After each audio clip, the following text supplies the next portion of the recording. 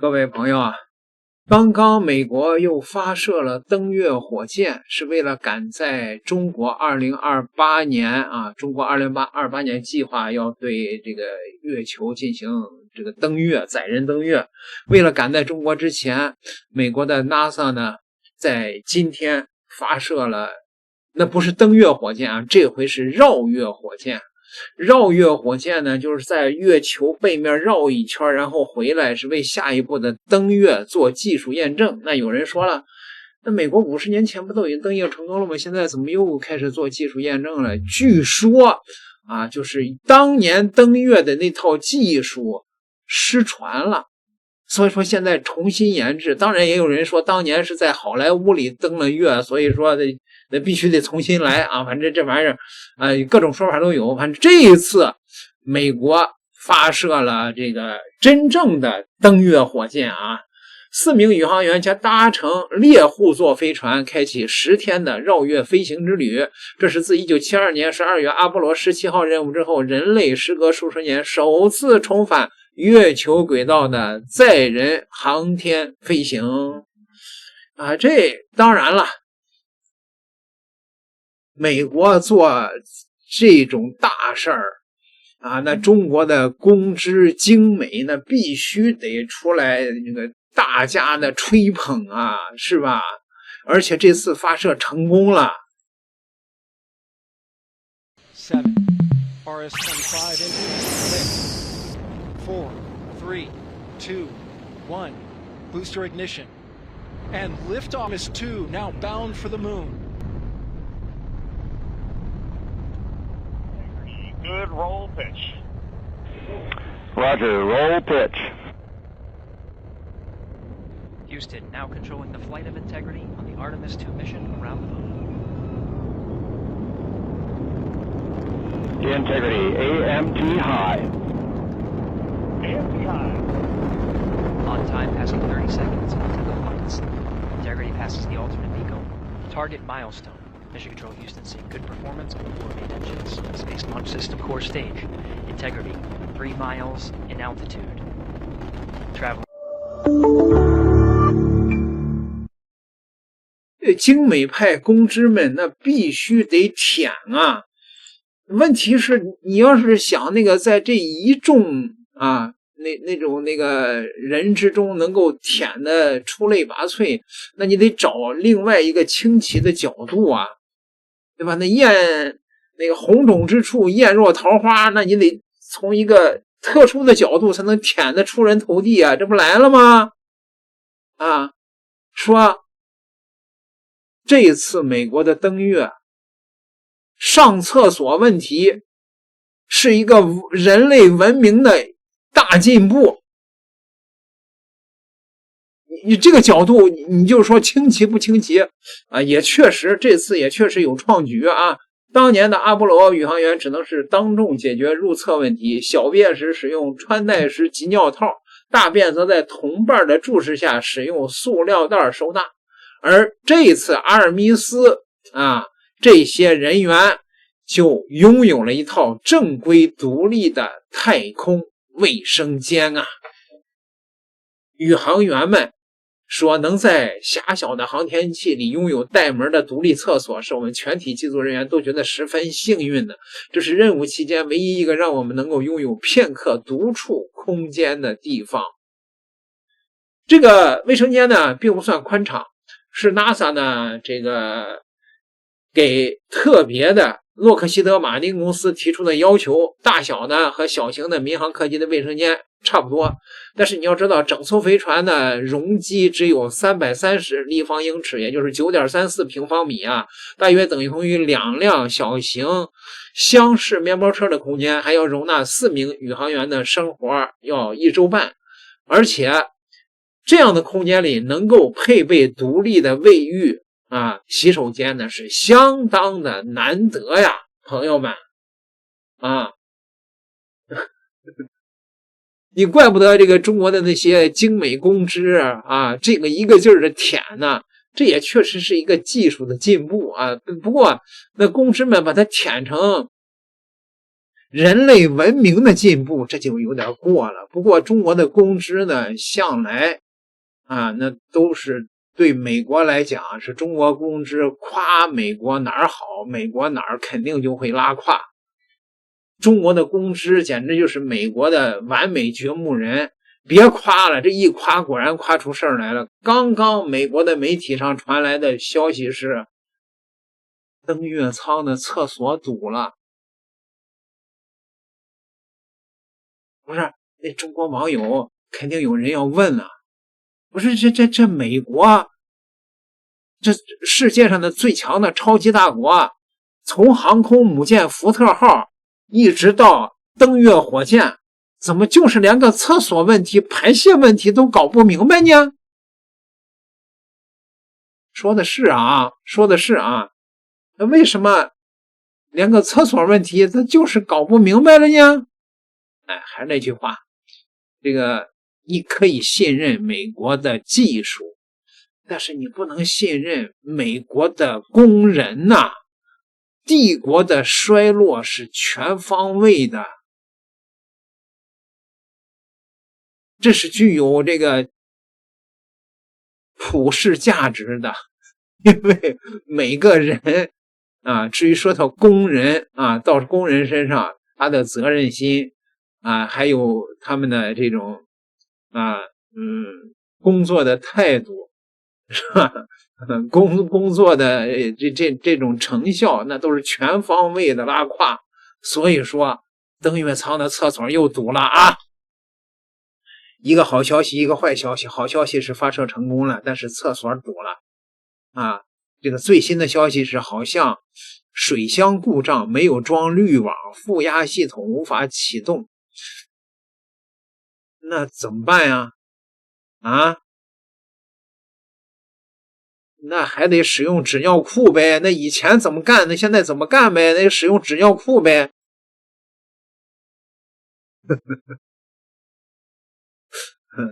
好吧，這4位宇航員我估計現在正在這個地球近地軌道上以頭撞牆呢。不過他們還是有那個返回的機會，乾脆不去了，直接就回来。不過因為一個排泄問題，克服一下吧，還是使用塑料袋或者是紙尿褲唄，是吧？那這次的任務其實各位相當的危險的，而且是等於說是拿他們在冒險先来看一下这次任務的簡介吧，朋友們。把4個大活人綁在一枚幾十層樓高的巨型火箭上，直接發射到40萬公里外的月球背後。到了那裡，只要飛船有一個系統出錯，哪怕只是一根管子漏氣，他們連迫降的地方都沒有，沒有空氣，沒有救援，也沒有重來一次的機會。這不是去太空看風景，更不是去月球簡單打個卡，這是人類在沉默了半個多世紀之後，再一次把真實的血肉之軀硬生生推進深空去試毒。最反常識的是，人類其實早就能看見比月球更遠的地方了。我們能把望遠鏡看到宇宙誕生，能把探測器甩到太陽系邊緣，連火星表面的石頭紋理都能拍得清清楚楚。可既然技術這麼牛，為什麼整整50多年，我們卻再也沒敢把任何一個活人送到比月球更遠的地方？原因根本不是我們不會飛了，而是所有航天人都清楚一個極其殘酷的真相：把一堆鋼鐵機器送上去和把幾個喘着氣的活人完整帶回來完全是兩碼事。前者考的是人類的技術，而後者賭的是個人的命。所以這次阿爾特密斯2號任務真正可怕的地方，從來不是什麼又一次繞月飛行，真正可怕的是 NASA 終於決定我們要再拿命賭一次。他們這次不是想回去拍張照發個朋友圈就轉身走人，而是想重新把月球變成人類向外擴張的前線。可問題是，只要你想在深空長期生存，就必須先回答一個最血淋淋的問題：現在造的這艘深空飛船到底靠不靠譜？它起飛時會不會炸？月球路上會不會掉鏈子？會不會把艙裡的4個人連同整個人類重返月球的希望一起葬送在黑暗裡？這就是阿爾忒彌斯2號存在的全部意義。它不是表演，也不是彩排，它是整個人類重返月球計劃裡第一場真正意義上的真人壓力測試。既然是去試毒，這4個人自然不是隨便挑出來的，他們不是遊客，更不是吉祥物，而是 NASA 明知道這活危險到離譜，還必須硬着頭皮挑出來的狠角色。指令長里德·懷斯曼是老派戰鬥機飛行員，真正上過空間站的硬汉。負責駕駛的維克托·格洛夫有着極深的軍方背景，絕不是只會按程序念台詞的書生。克里斯蒂娜·科赫更狠，他去過南極科考，當過消防員，還在太空連續待了328天，直接把人類極限刻在自己身上。最後一位傑里米·漢森雖然沒去過太空，可他做過極端的深海駐留訓練。為什麼專門找個潛水員？因為深海和深空有個致命的共同點，一旦出事，外面的人根本來不及救你。把這4個人湊在一起。NASA 不是在組觀光團，而是在組一支敢把命借給未來的敢死隊。按照計劃，他們這次會在太空裡待上10天左右，最遠飛到離地球超過40萬公里的深淵。到了那個位置，地球將徹底剝離我們熟悉的模樣。那裡不會有國家邊界，不會有城市燈火，也不會有誰在網上吵得天翻地覆。地球只會縮成無邊黑暗裡一個小小的藍色光球，安靜的可怕。回想1968年阿波羅8號第一次拍回那張地出照片時，人類才真正看清了自己。我們根本不是宇宙的主角，我們只是懸浮在黑暗裡的一顆脆弱小球。而這一次阿爾特密斯2號的使命，就是要把真人重新送回那個極度震撼卻又極度絕望的角度。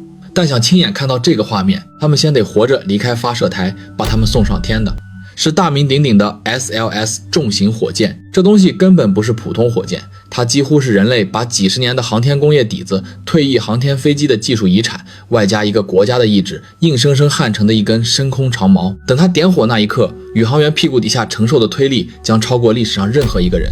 兩邊那2根10幾層樓高的固體助推器一旦點燃，半個夜空都會被生生撕裂。以前是冰冷的機器上去扛，而這次是4個肉體凡胎坐在最頂端，親自去扛那股毀天滅地的力量。更嚇人的是 NASA 從設計之初就默認了一件事，這火箭隨時可能出問題。所以你在火箭最頂上能看到一套尖尖的逃逸系統，那絕对不是裝饰，而是4個人最後的逃命鈎子。只要飛行電腦發現主火箭有一丁點不對勁，系統會瞬間點火，把載人艙從故障火箭上硬拽出去，再靠降落傘落進海裡。這個細節其實說明了一個冷酷的現實，哪怕是 NASA 也從來不敢把載人升空發射當成絕對安全的事。坐在火箭上，就像你先把自己綁在一枚巨型炸藥桶上，然後只能祈禱飛船裡的每一個阀門、每一段代碼都不要背叛你。可真正的考試還不是發射，而是飛出去以後。阿爾忒彌斯2號不會剛起飛就立刻衝向月球，它會先在地球旁邊繞幾天。為什麼要這麼幹？因為必須趁着還沒走遠，把飛船從裡到外死死查一遍，氧氣夠不夠，推進器快不快，導航會不會漂。這些詞在地球上叫參數，在深空裡他們就叫命。如果在近地軌道出事，你還能呼叫救援，可如果同樣的問題爆發在去月球的半路上，那就不是晚點回來這麼輕了，而是直接宣告死亡。正因為半點馬虎不得，在這幾天裡，飛船還會專門做一次模擬對接測試，駕駛員要全手動操控飛船朝分離出去的火箭上面積飛過去，完成整套動作演練。如果連這個動作都沒把握，未來在月球和獨立登月艙對接就全是空話。與此同時，宇航員還要在裡面吃飯、睡覺、上廁所，甚至用簡化版的設備健身，以此對抗失重帶來的肌肉萎縮。他們還會用專業相機和 iPhone 持續拍攝。這些看似瑣碎的生活細節，其實都在論證同一件事：人類到底能不能在深空裡像個正常人一樣活下去？等所有系統亮起綠燈通過，飛船才會切入一條叫自由返回軌道的關鍵路線。這名字聽着冰冷，但邏輯極其漂亮。它不是靠引擎死推，而是借用地球和月球的引力，在宇宙裡畫一個巨大的天然回旋標。當年阿波羅13號爆炸後，宇航員就是靠這條生還路線才沒死在太空裡。不過，深空真正陰毒的殺手其實是輻射，一旦飛出地球磁場的保護，萬一太陽突然爆發耀斑，高能粒子就會像海嘯一樣砸過來。這時候該怎麼辦？宇航員只能趕緊縮進飛船最底層的封閉區，用食物袋和補給物資把自己死死圍起來，當人肉沙袋擋輻射。聽着是不是很寒酸？但在絕对的宇宙力量面前，人類能依賴的依然是最原始的物理遮擋。等看完了月背的凄涼與地球的渺小，幾個小時後飛船必須轉身返航。而整趟任務最容易讓人粉身碎骨的一關也在這時候到來，再入大氣層。從月球回來，飛船的速度會飆到超過每小時4萬公里，這就等於一顆裝着4條人命的巨型炮彈迎頭撞向地球大氣層。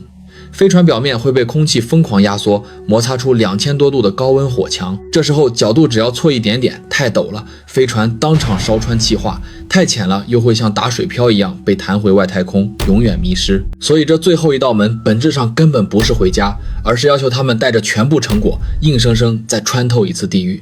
如果一切順利，飛船最終會砸進太平洋。到那一刻，全世界看到的只會是4個人從一個燒得焦黑的金屬殼裡活着走出來的簡單畫面。可這背後真正證明的，不是人類已經征服了月球，而是我們在阿波羅時代結束半個世紀後，依然沒有失去向外走的膽量。說到底，所有關於星辰大海的宏大敘事，最後都逃不過一個冰冷的現實。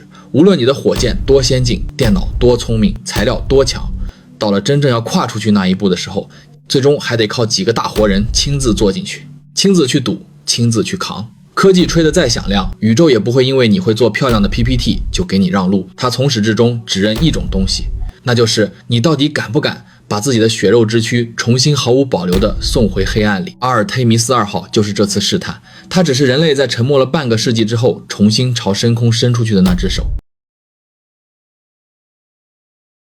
中國的網友們呢，紛紛對此次任務呢表達了各种的擔憂啊，也有人表示比較悲觀。比如說这個中國的新聞就報道說，發射以前宇航員給自己的女兒留遺囑了啊。當然這應該是每一個這個太空執行這個任務的宇航員啊，這個都要這個未雨綢繆做的事情。因為向太空的這種探索，那就是一種冒險啊，這個倒還屬正常吧。